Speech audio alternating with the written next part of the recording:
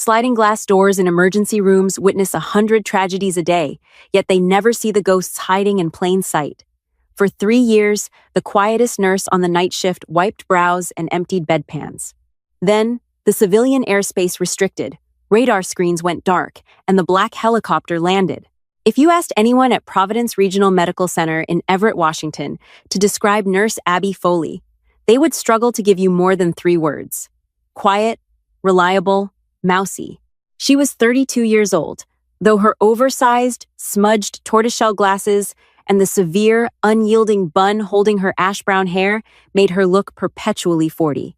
Her scrubs always seemed a half size too large, hiding whatever figure she had beneath folds of sterile blue cotton. In a high-stakes Level 2 trauma center where egos clashed, adrenaline surged, and emergency room doctors barked orders like battlefield generals, Abby was the wallpaper. She was the shadow that restocked the gauze, the silent hands that emptied the sharps containers, and the soft voice that asked patients for their pain scale on a level of 1 to 10.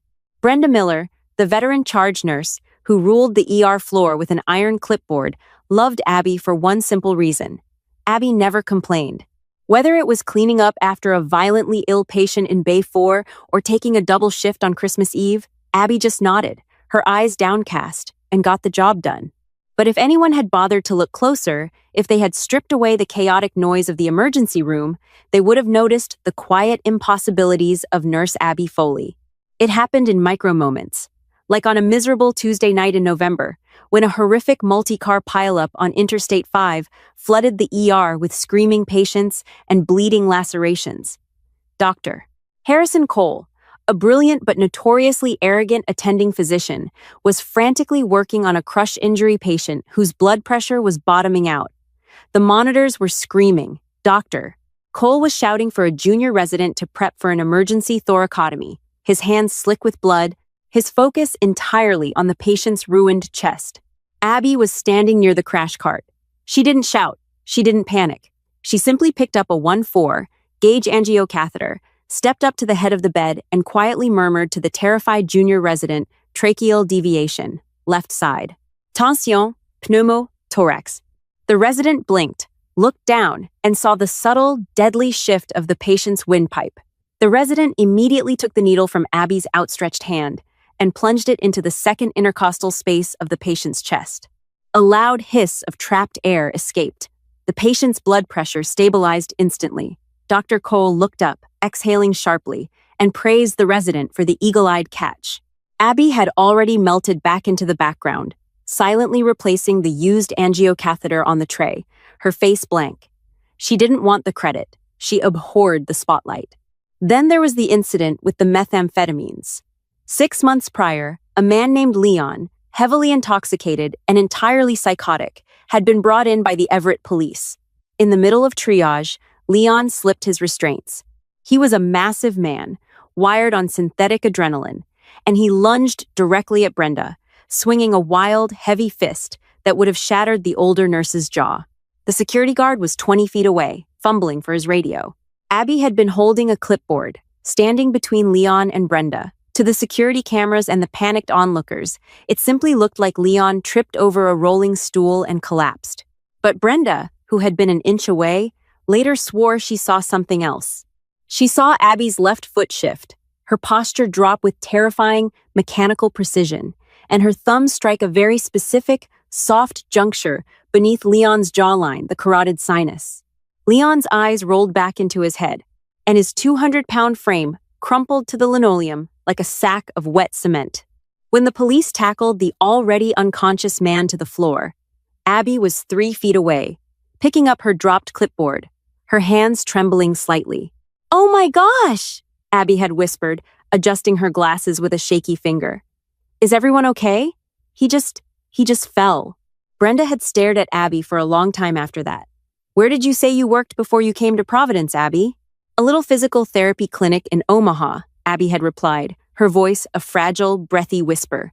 "Just paperwork, mostly." It was a lie, of course. Everything about Abby Foley was a lie. The social security number on her Providence HR file belonged to a girl who had died of leukemia in 1994. Her nursing degree from the University of Nebraska was a masterclass digital forgery created by a server farm in Langley, Virginia. Even her eye prescription was fake. The thick, tortoiseshell glasses were entirely non-magnifying, worn solely to obscure the sharp, calculating ice blue of her eyes. For 3 years, Abby existed in a self-imposed purgatory. She lived in a sparsely furnished, cash-paid studio apartment off Hewitt Avenue. She drove a 10-year-old Honda Civic. She owned no smartphone, used no credit cards, and her internet traffic was routed through so many encrypted proxies, it looked like ambient static. She had built the perfect invisible life. She had buried the woman she used to be a ghost from a world where mistakes weren't measured in malpractice suits, but in international casualties. But ghosts, no matter how deeply buried, have a way of being summoned. And Abby's summoning wasn't going to be a quiet tap on the shoulder. It was going to fall from the sky. It was a Thursday afternoon, 4:15 p.m. A heavy, bruised storm front was rolling in from the Puget Sound, plunging the city of Everett into a premature, slate-gray twilight. The wind was howling off the water, rattling the reinforced glass of the ER waiting room. Inside, it was a standard shift. Dr. Cole was reviewing x-rays, Brenda was organizing the incoming triage charts, and Abby was meticulously wiping down a trauma bay gurney with bleach wipes. The rhythmic swish-swish of her cloth was meditative. At 4:17 p.m., the hospital's dedicated medevac radio, a direct line to Airlift Northwest and regional dispatch, emitted a sharp, high-pitched squeal. Then, it went dead. Brenda frowned, tapping the receiver. "Dispatch, this is Providence ER. You're breaking up." "Repeat?"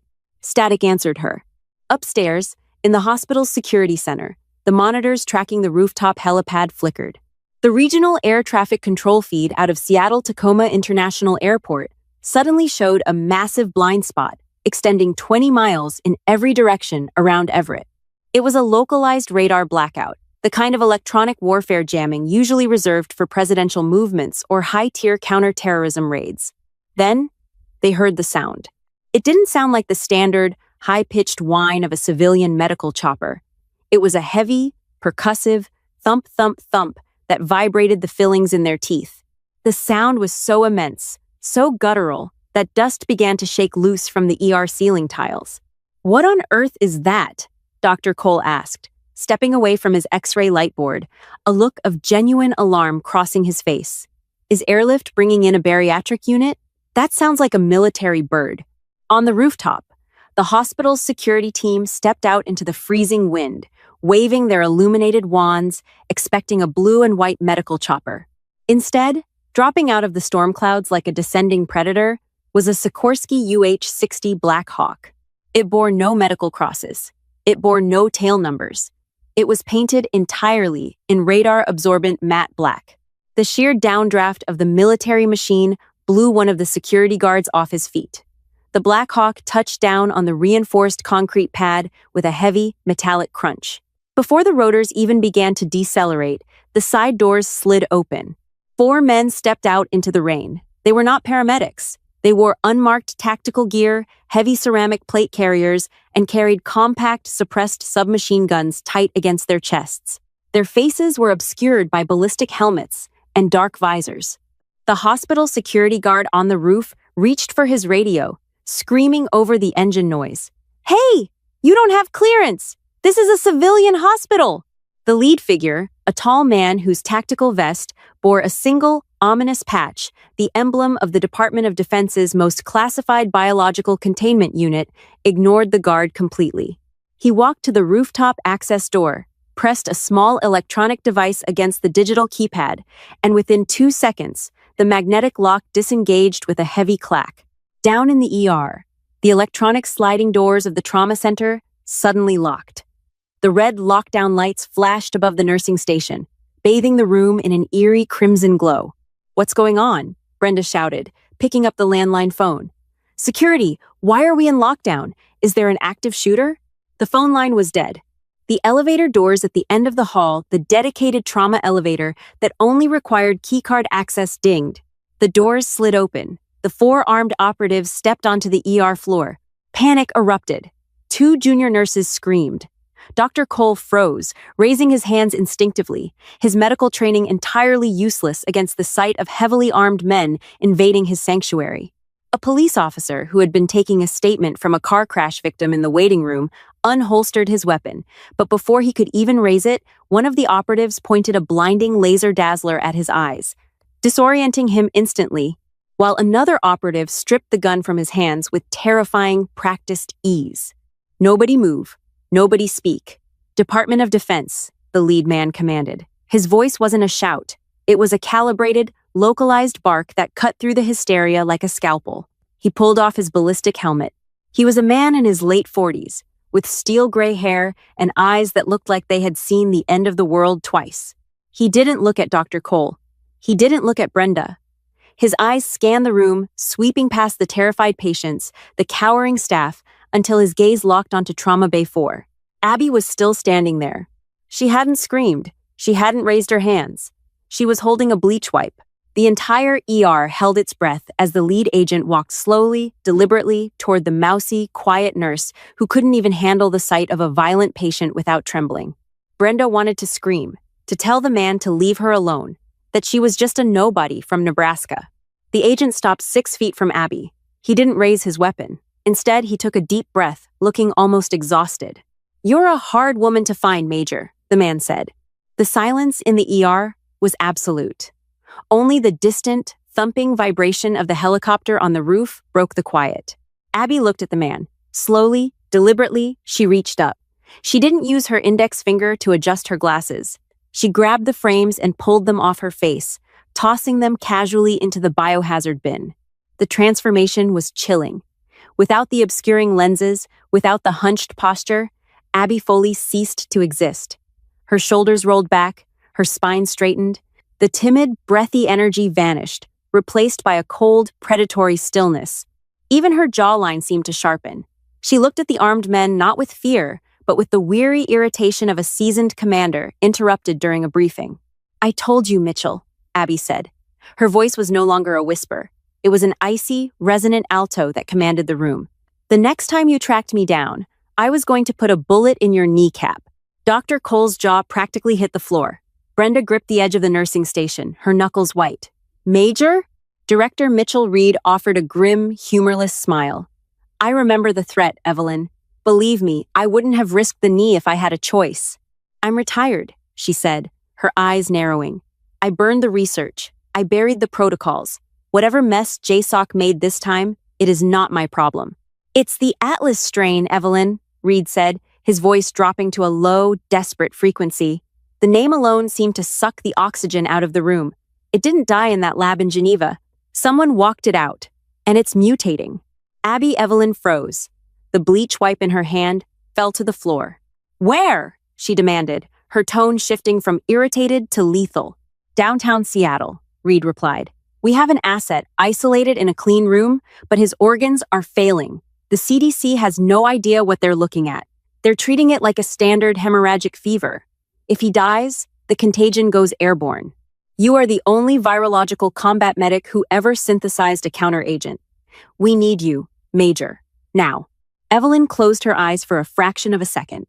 She took a deep breath of the sterile, iodine-scented air of the ER, the quiet, safe life she had built over 3 years.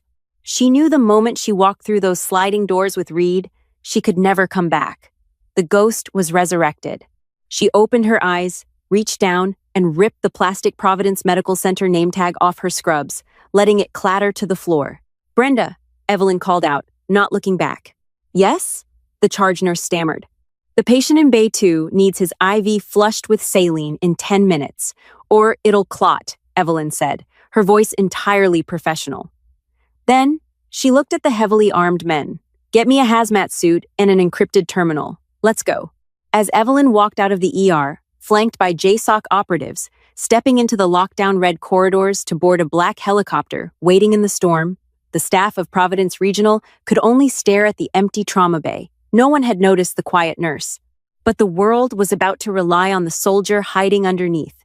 The Sikorsky UH-60 Blackhawk tore through the violent storm cell over the Puget Sound, its twin turboshaft engines screaming against the gale force winds. Inside the freezing, vibrating cabin, the transition was absolute. The mousy, invisible nurse from the Everett emergency room was dead, left behind with a plastic name tag on a linoleum floor. In her place sat Major Evelyn Cross, formerly the Chief Virological Combat Specialist for the Joint Special Operations Command's Black Box Biological Containment Division. Director Mitchell Reed handed her a ruggedized, encrypted tablet. Evelyn didn't hesitate. Her fingers, which hours ago had been gently fluffing pillows for geriatric patients, now swiped rapidly through heavily classified medical telemetry, her icy blue eyes scanning the terrifying data. His core temperature is 106 degrees and climbing, Evelyn noted, her voice clipping through the tactical headset's comm system. She zoomed in on a cellular microscopy slide displaying a vicious, jagged viral envelope, massive pulmonary hemorrhaging, renal failure cascade. This isn't the raw Atlas strain, Mitchell. The cellular degradation is too fast. Raw Atlas takes 7 days to liquefy a host. This patient has been exposed for, 12 hours? 14? Reed replied grimly, the red auxiliary lighting of the chopper casting deep shadows across his weathered face. He collapsed at a cafe in Pioneer Square this morning. We locked down the entire city block, quarantined 30 civilians under the guise of a localized gas leak, and moved him to the sub-basement bunker beneath Harborview. The CDC's Epidemic Intelligence Service is down there now, and they are completely blind. They want to incinerate the bunker. If they burn it, the thermal updraft will aerosolize the dormant spores in his respiratory tract. It would blanket the Pacific Northwest in a necrotic plague, Evelyn stated coldly, tossing the tablet onto the aluminum bench. Atlas wasn't a natural virus. It was a chimera, a weaponized amalgamation of Marburg and a synthetic airborne vector. I spent 3 years burying this nightmare in Geneva. I wiped the hard drives. I destroyed the incubation arrays. How did this get out? Reed looked away, staring out the rain-streaked window at the approaching neon-lit skyline of downtown Seattle. We believe a shadow broker bribed one of the lab technicians before you initiated the purge protocol. A single vial survived. Evelyn's jaw clenched. She knew Reed was hiding something. The DoD didn't scramble a covert extraction team for a localized outbreak unless they had a vested, terrifying interest in the asset. Who is the patient, Mitchell? A civilian doesn't stumble into weaponized, military-grade biowarfare. Reed hesitated, the silence stretching out beneath the roar of the rotors. Finally, he pressed a button on the comms console. Show her.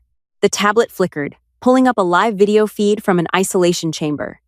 A man was strapped to a steel gurney, thrashing in the violent throes of fever-induced delirium. Blood wept from his tear ducts, staining his hospital gown. Despite the horrific physical degradation, Evelyn recognized him instantly. The breath hitched in her throat, a rare crack in her ironclad composure. Dr. Gregory Holden, Evelyn whispered. Holden had been her lead geneticist in Geneva. He was the man who had helped her design the localized destruction protocol to kill the Atlas strain. He was also the man who had helped falsify her death records, allowing her to vanish into the rainy obscurity of Washington state. He was trying to broker a sale, Reed said softly. Holden kept the vial, Evelyn. He got greedy. He tried to sell it to a splinter cell operating out of Vancouver, but the casing fractured during transport. He infected himself. Holden is a coward, but he isn't a traitor, Evelyn snapped, her eyes narrowing as she studied Reed's face. He wouldn't sell Atlas. He knew exactly what it would do. He knew it was an extinction-level event. People change, Major. Especially when millions of dollars are involved, Reed countered defensively. Right now, his motives don't matter. What matters is that his heart is going to give out in less than 40 minutes. When he dies, his lungs will collapse, forcing the mutated spores out into the ventilation system. We have HEPA scrubbers, but they won't catch everything. You need to synthesize the counteragent. The counteragent requires a live synthesis, Evelyn said, her mind racing through complex biochemical equations she hadn't touched in years. I need localized centrifuges, high-yield polymerase chain reaction machines, and raw, unsequenced retroviral enzymes. Do they have that at Harborview? We brought a mobile Tier 4 lab, Reed confirmed. The helicopter suddenly banked hard, diving through the storm clouds. Below them, the sprawling, rain-slicked campus of Harborview Medical Center emerged. But they weren't landing on the roof. The Black Hawk descended toward a massive, heavily fortified subterranean service entrance at the rear of the complex, usually reserved for disaster triage. A ring of heavily armed soldiers in full hazard suits stood guard in the pouring rain, their rifles aimed outward at the empty streets. The chopper touched down. Evelyn didn't wait for the rotors to stop. She ripped off her headset, unbuckled her harness, and sprinted down the ramp into the deluge, her mind shifting from defense to pure surgical offense. The subterranean bunker beneath Harborview was a chaotic nightmare, bathed in the harsh, sterile glare of fluorescent halogens. Dozens of CDC technicians and military hazmat teams rushed around a massive, temporary plastic isolation tent erected in the center of the concrete room. Monitors shrieked with urgent, terrifying alarms. Evelyn strode into the command center, ignoring the frantic protests of a senior CDC official who tried to block her path. "Who authorized a civilian in the hot zone?" the official demanded, his face red with panic. "I am Major Evelyn Cross, JSOC Biological Division," Evelyn barked, her voice echoing off the concrete walls with unquestionable authority. "You are relieved of command, Doctor. Step away from the console, or I will have these soldiers physically remove you." The CDC official stammered, looking at Director Reed, who had just entered behind Evelyn. Reed nodded curtly. The official stepped back. Evelyn threw herself into the primary biostation. She peered through the reinforced glass of the isolation tent. Gregory Holden was seizing violently. His heart rate monitor displayed a terrifying 190 beats per minute.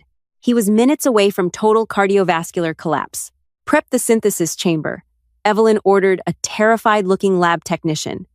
"I need a saline drip, 50 milligrams of epinephrine, and bring me the raw retroviral inhibitors right now." She rapidly keyed in a complex sequence into the centrifuge interface, overriding the standard safety protocols. She was going to force mutate a bacteriophage, a virus that attacks other viruses, to hunt down the Atlas strain inside Holden's bloodstream. It was a theoretical procedure she had drafted in Geneva, but never tested on a human. It was a massive, desperate gamble. As the centrifuge spun up with a high-pitched whine, Evelyn suited up. She stepped into the heavy, yellow, positive pressure suit, the hiss of filtered oxygen filling her helmet. She grabbed the freshly synthesized vial of cloudy, blue liquid and stepped through the double airlock into the hot zone. The heat inside the tent was suffocating. The smell of copper and decay permeated the air, even through the suit's filters. Evelyn approached the thrashing man. "Holden," she commanded, grabbing his shoulders and pinning him to the gurney with surprising strength. "Gregory, look at me." Holden's eyes fluttered open. They were bloodshot, the sclera entirely crimson. He gasped, choking on the fluids filling his lungs. Through the fog of his agonizing fever, a spark of recognition flashed. Evelyn. He gurgled, his chest heaving violently. "I've got you," she said, her voice softer now, a brief echo of Nurse Abby Foley returning. She found a collapsing vein in his arm, prepped the syringe, and injected the experimental counteragent directly into his bloodstream. It wasn't me," Holden wheezed, his fingers weakly clutching the heavy rubber of Evelyn's hazmat sleeve. He was fighting for every single breath. "The buyer. Vancouver. Shh. The phage is entering your system. Your core temp is going to spike before it drops." "Hold on," Evelyn instructed, keeping her eyes glued to the vitals monitor. "Evelyn, listen!" Holden suddenly surged upward, a burst of adrenaline overriding the pain. He pulled her helmet close to his face. The buyer wasn't a splinter cell. It was domestic. It was a false flag. He coughed violently, blood splattering against the inside of Evelyn's visor. "Reed. Mitchell Reed ordered the extraction. He wants the weaponized mutation. He needs the counteragent to make it act deployable." Evelyn froze. The monitor beeped rapidly, then began to slow. 180, 160, 140. The counteragent was working. The Atlas strain was being cannibalized by the synthetic phage. Holden slumped back against the gurney, his breathing stabilizing, though he was entirely unconscious.